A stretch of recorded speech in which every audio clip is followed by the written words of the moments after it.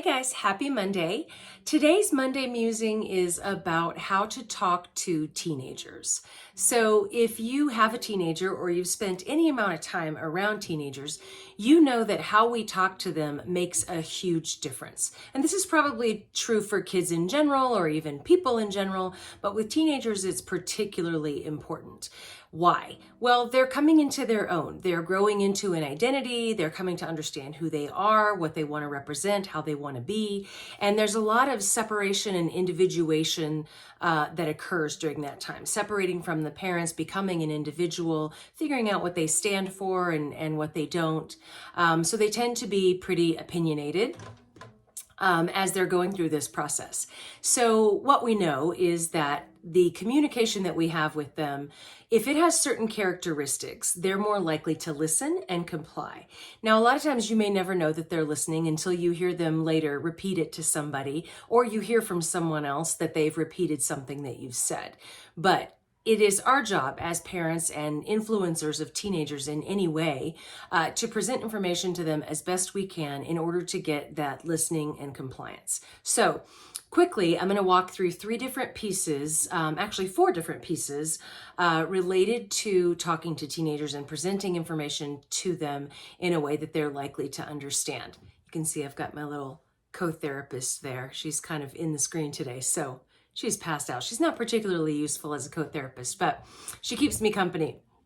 So, all right. So first, whenever your teenager presents something to you, you want to acknowledge and validate what they're saying. So for instance, let's say that your teenager wants to go out for a bike ride at 10 o'clock at night, or stay over at their significant other's house until 11 p.m.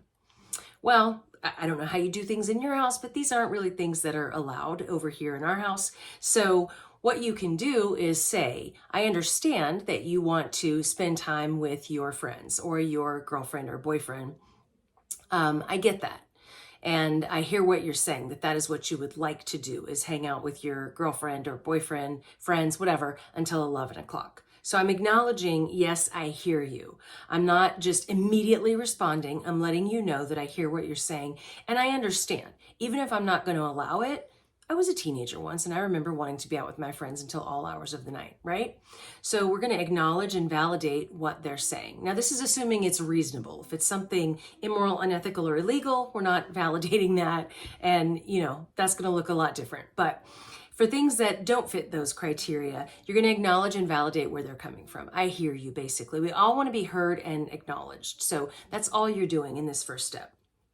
Then you give the reality check. So you can share that this is the rule and what your concerns are. So instead of saying the problem with you wanting to be out until 11, or I'm worried that you're going to XYZ if you go on a bike ride at 10 p.m. or whatever, you're going to say my concern is.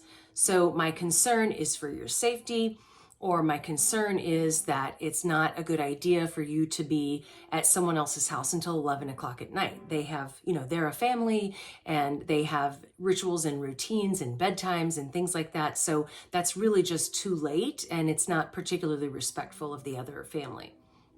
So my concern is, those are three words that you just need to embed in your brain and incorporate into your vocabulary. And they are the replacement for the problem is, or you can't do that because, or I'm worried that that's not a good idea because. My concern is. So that's good for feedback with anyone, teenagers in particular.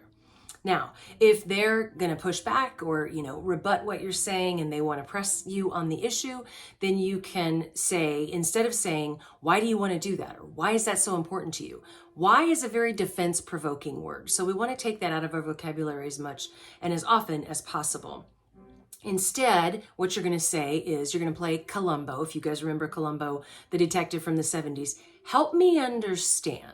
Right? So he knew full well, Columbo did, what was going on with people, and he already knew who was guilty of what. But he kind of played dumb and aloof, and he would say, okay, well, if you're saying you didn't do this, help me understand why, blah, blah, blah.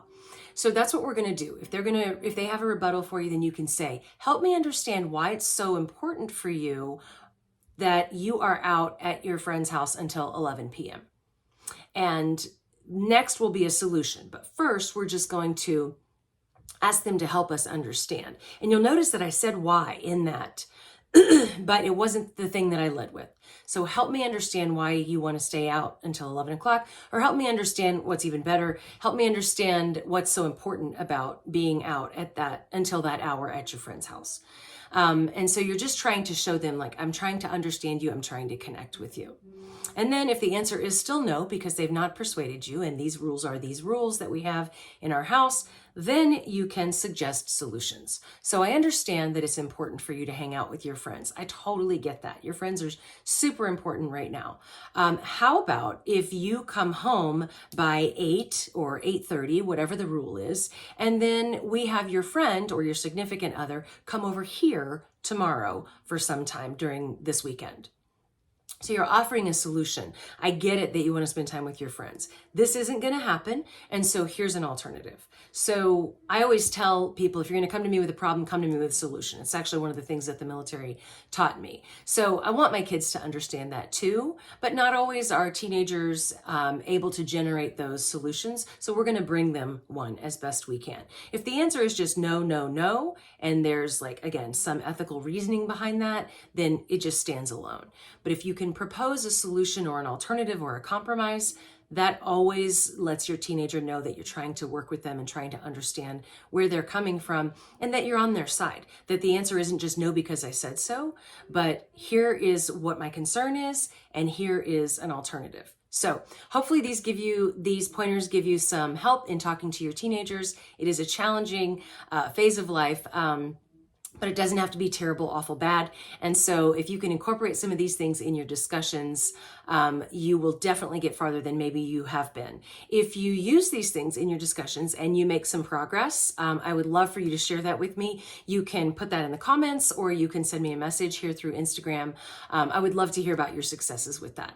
So have a great week, and I will talk to you guys soon.